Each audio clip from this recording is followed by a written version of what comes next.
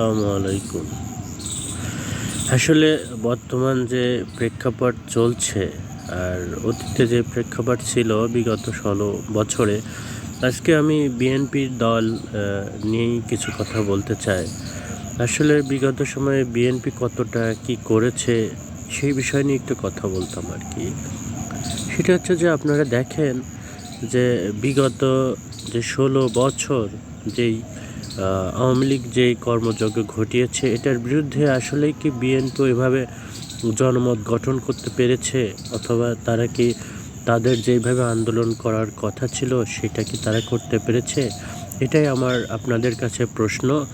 আর সেই প্রশ্নের প্রেক্ষিতে আমি কিছু কথা বলবো।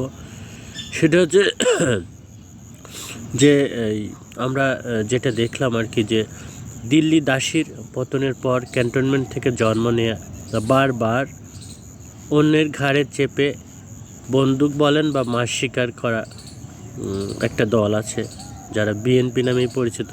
তারা ভেবেছিল ৩০০ আসনের মধ্যে এবার ২৯০ আসন নিশ্চিত করতে পারবে। আর আওয়ামী লীগের যেই বাহিনী ছিল, ছাত্রলীগ, যুবলীগ, এইসব লীগ যারা ছিল, তারা যেই সব কাজ করত তারা সেই জায়গাটা খুব সুচারুভাবে সুন্দর রূপে সেই জায়গাটা দখল করে নিয়েছে। তো আমি কি বোঝাতে চাচ্ছি আপনারা মনে হয় বুঝতে পারছেন। অর্থাৎ তারা যেই ভূমিকায় অংশগ্রহণ করেছিল, ছাত্রলীগ, যুবলীগ, আওয়ামী লীগের বিভিন্ন লোকজন, সেই জায়গাটা তারা সুন্দরভাবে দখল করে নিয়েছে। তো আমার মনে হয় এই সিম্পল বিষয়টা সবাই বুঝতে পেরেছেন। তো এখন আরেকটা বিষয়টা হচ্ছে যে ভারত শুরুতে হোঁচট খেলেও তাল সামলে নিয়ে জাফর ইকবালের ভাতিজির জামাই আসিফ নজরুল বাঙ্গু প্রগতিশীল, প্রথম আলো ও দিল্লি স্টারও সহযোগিতায় ফিরে এসেছে বা ফিরে আসার এখনও চেষ্টা করছে। তবে দিল্লি এইবার ওয়াশিংটনের তল্লুয়া চেটে ছোট ভাই হয়ে ফিরে আসার আপ্রাণ চেষ্টা করছে। তবে সেই আশায় বাঁধলেন আমাদের মতো কয়েকজন ইউটিউবার, বিশেষ করে ইলিয়াস হোসেন এবং ডক্টর পিনাকি ভট্টাচার্যের গ্রুপ, যেটাকে আমরা বিগ ফাইভ নাম দিয়েছিলাম। বিগ ফাইভ কারা সেটা আপনারা অবশ্যই ইতিমধ্যে জেনে নিয়েছেন। তো যেই দলটি তাদের নেত্রীকে বাড়ি থেকে ঘাড় ধরে বের করে দেওয়ার পর একটা মিছিলও বের করতে পারেনি, যে দলের কথিত আপসীর নেত্রী বালুর ট্র্যাক পেরিয়ে বাসা থেকে বের হতে পারেনি, তারাই এখন গণতন্ত্রের ললিপপ দেখাচ্ছে। আপনাদের অবশ্যই মনে আছে যে বালুর ট্র্যাক দিয়ে খালেদা জিয়ার বাড়ি ঘেরাও। ওই দিন বালুর ট্র্যাক পেরিয়ে বাইরে আসলে হয়তো 10 বছর আগেই ওনার মুক্তি মিলত, এবং এই 16 বছরের আমরা যেটা দেখলাম ধ্বংসযজ্ঞ, ধ্বংসলীলা, সেইটা হয়তো আমাদের দেখতে হতো না।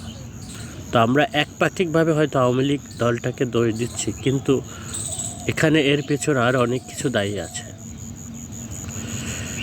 তো এখন এই যে বিএনপি দল, আমরা যারা অ্যাক্টিভিস্ট ছিলাম তাদের উপরে কেন খ্যাপা, বা তারা আমাদের উপরে কেন খ্যাপা? তো এটার কারণ আমি কয়েকটা কারণ বলবো। সেটা হচ্ছে, দেখেন বিগত 16 বছরে ক্যান্টনমেন্টে এই দল যাত্রী যা করতে পারেনি, প্রায় 5 বছর ধরে করিয়ে দেখিয়েছে এই বিগ ফাইভ। বিগ ফাইভ মানে আপনারা সবাই জানেন, আমি একটা কথাই বলতেছি, বিগ ফাইভ। প্রতিদিন রিজভী ফখরুলদের সংবাদ সম্মেলনে ঘেউ ছাড়া কিছুই করেনি। তারা বলেছে ঈদের পরে আমরা আন্দোলন করব। সেই ঈদ আর আমাদের আসে নাই।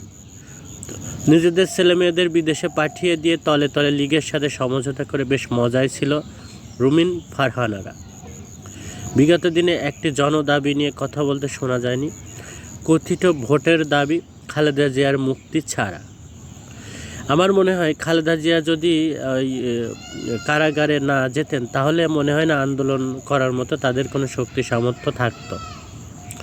উনি কারাগারে ছিলেন বিধায় তারা হয়তো এই কথাটুকু বলে সামান্য কিছু আন্দোলন করার চেষ্টা করেছে। এটাই আমার একান্ত চিন্তার কথা।